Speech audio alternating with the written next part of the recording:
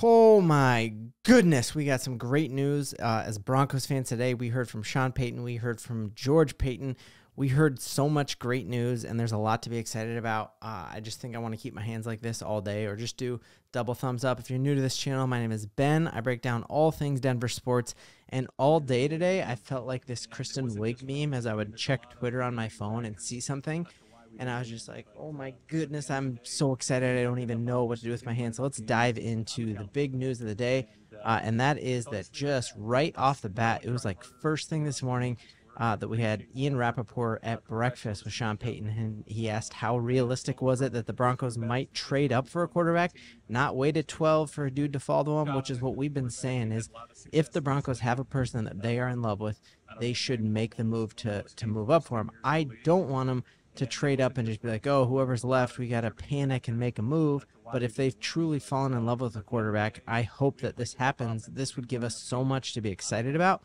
And the big question is, who is this quarterback that Sean Payton is kind of referring to? And knowing that Sean Payton is the one who said this, and he always, like, when he keeps the media, you know, when he talks to the media, it's usually pretty guarded. Obviously, there was the Wickersham piece where he laid way too much out there, but for the most part, his press conference, he doesn't actually say anything, and he was like bubbling out and seemed as excited as I am right now, and really was hinting at the fact that it's JJ McCarthy that he has fallen in love with. He even said at the start of his press conference, I'm not going to talk about any quarterbacks or any players in particularly.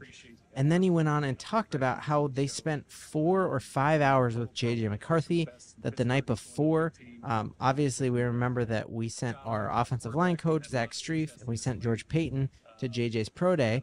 And then the next day after the pro day, Sean and some other dudes flew out to Michigan, and they spent 5 hours with him. The night before they spent 5 hours with him, they emailed him, I guess, a bunch of stuff at 5 o'clock at night, so much stuff that he wouldn't have time to prepare for it all, because they wanted to see, like, what is he like when he isn't preparing. So my big question in all of this is, you know, here he is talking about, did he handle it well? What is he doing? What are they trying to learn in this private session? My big question with all of this is he, like, intentionally saying these things to throw someone off the track, that maybe it isn't J.J. McCarthy? Because what really does he have to gain by telling the whole world that we're in love with J.J. McCarthy? That just makes, you know, it kind of, it takes away that competitive advantage of teams not knowing what you're doing. I think back to the Chiefs trading up for Patrick Mahomes. They got him at the 10th overall draft pick. You didn't hear Andy Reid talking about how much he loved Patrick Mahomes ahead of time, or, hey, we did 5 hours with Patrick Mahomes last night. So part of me is wondering, is Sean Payton trying to throw people off of the scent of who he truly loves, or is this an actual reaction to how he really feels? And I really, there's no way of knowing that. We won't know that until we see the Broncos have made the selection, actually, you know, in just a few weeks here. But very curious to y'all, what do you think? Is Sean Payton glowing and gushing about the 5 hours that they spent with JJ? Is that a smokescreen, if you will? You saw something that would make you think that it's not a smokescreen is that sometimes he does just end up talking and saying way too much, like he did when he told had that reporter follow him around and told him he'd be mad if we didn't make the playoffs, and that was when the Russ needs to stop kissing babies, and that's when he complained about the officiating and all of that. So we know that, like, Sean Payton sometimes gets overly excited and gushes too much.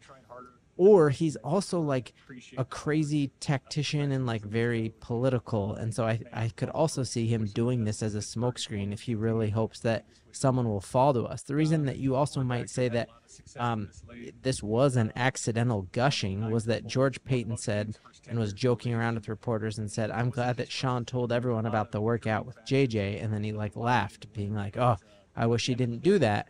So again, is he in on the ruse, if you will, or is he upset that Sean leaked, or not leaked, but gave way too much information than he would have?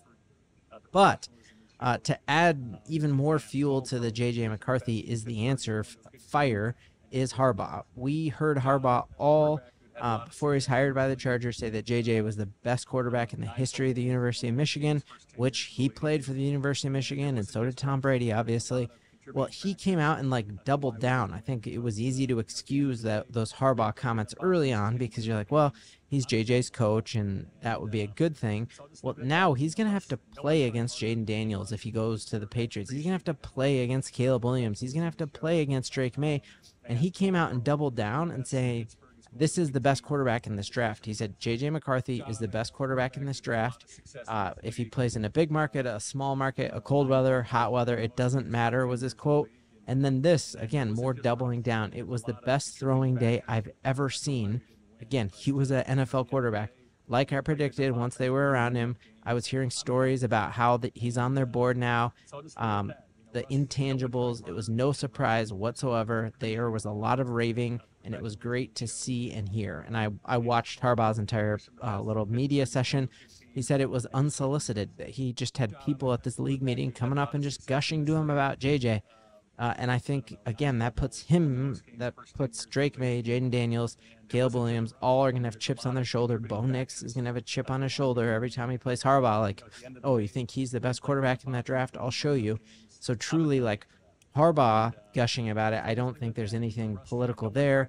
There could be a little narcissism there if Harbaugh wants to take some credit for JJ. But if he really doesn't think JJ is going to be a good NFL quarterback, we're fixing to find out, and this would be his time that he could hedge out of that.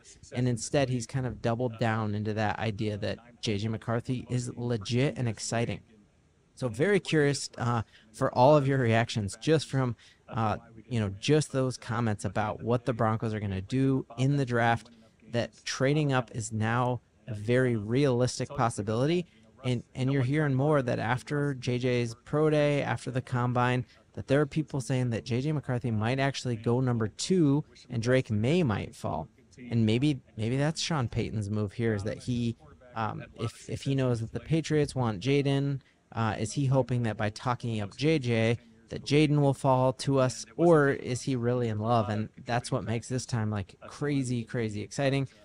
Other big things that we heard today is that the Denver Broncos are definitely not done in free agency, that we will be looking to bring in a free agent quarterback, and not a free agent quarterback who's going to be the future of this franchise, but someone who whoever we draft can learn behind. And Stidham is not that quarterback who's going to be like a mentor. The big rumor out there now is that Ryan Tannehill could come here on, a lower deal, and obviously we have $20 million in cap space, so easily could fit Ryan Tannehill here. And would he be a good, teacher and mentor for whoever the Denver Broncos draft? Obviously, the other huge news of the day is that it was confirmed the Denver Broncos will be getting new uniforms. And who are we going to walk across the stage and in that first introductory press conference hold up their uniform in that new Broncos uniform? We're getting those in the next couple weeks. I did a video on this like 2 months ago, and y'all were excited, and it started off as just like a Reddit rumor, but there was enough there that made me be like, I think this is legit, and we'll find out right before the draft. And I've been wrong on a ton of predictions. It feels good to be right on that prediction. And here is what they're saying, that we are keeping the same colors, so don't worry about the orange and blue going away. And we're keeping our same Broncos head that we have had for the 3 Super Bowls that we have been victorious in. We had not won a Super Bowl wearing this original Broncos D. And this Broncos D, like, I remember as a little kid not even knowing that was a horse in there. And it's funny, like, if you show that logo, the original D, to a little kid, they won't know what it is. Even my son saw it, and he doesn't know what that is. There's rumors that might go on the hip of the New Jerseys, but the big addition would be having the Broncos skyline, perhaps the mountains on the sleeve. I think that looks pretty sick. And then having a all white alternate. And this color rush here is dirty in a good way. I love this right here. I love the all blue here as well. So I'd be very excited with any of these. It'll be interesting to see if the helmet really doesn't change that much, if it is just going to be here. You've seen some wild speculations that they might put this Broncos head in some sort of D or something like that. That could be a kind of cool look, but that will be crazy to see. There's all the speculation is that we'll hear from that in the next 2 weeks, and we'll see those just right before the draft. So a lot to look forward to, a lot to be excited about. We got a bunch of rule changes folks are voting on over the next couple days, changing the kickoff, changing how players are allowed to tackle people with a hip tackle, which I think I want to do a breakdown of that. I actually looked at a bunch of Josie Jewell highlights, and he was like the king of that hip drop tackle, which now has been outlawed. So maybe moving on from Josie in hindsight won't be that big of a deal, because I could see him being penalized for that moving forward. But either way, very, very exciting. I know there's excitement if your team is in the playoffs year after year, but there isn't this level of excitement of like, wow, are we about to completely change this franchise with a new signal caller, a new quarterback? And I can't wait to be doing this ride with all y'all in Broncos country. And it is time to giddy up. I really wanted that one.